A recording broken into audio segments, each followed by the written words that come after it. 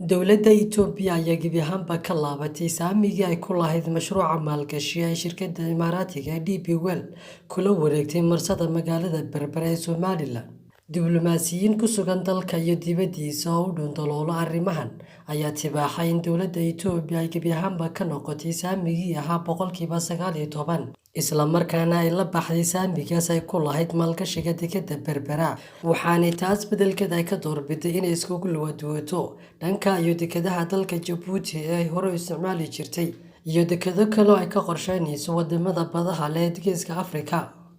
Dhanka kalena tan iyo markii uu xukunka Itoobiya la wareegay Ra'iisul Wasaare Abiy Ahmed, waxa ay soo tarayeen in dowladda Itoobiya ay ka noqotay saamigii ay dowladda Somaliland ka siisay mashruuca shirkadda Imaaraatiga ee DP World kula wareegtay marsada magaalada Berbera, iyo inaanu wanaagsaneyn xiriirka Somaliland iyo Itoobiya marka loo eego cahdiyadii hore ee dowladdii Silaayo iyo Riyaale.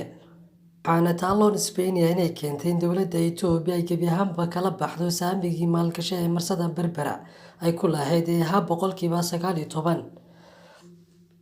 Geesta kalena xogaha ayaa intaas ku daray in Itoobiya joojisay waxyaabihii ay kala soo degi jirtay magaalada oo aan dhowrkii bilood u dambeeyay isticmaalin dekedda Berbera. Hase yeeshee xogahan ayaan si rasmi ah u sheegin sababaha rasmiga ah ee Itoobiya uga noqotay saamigaasi.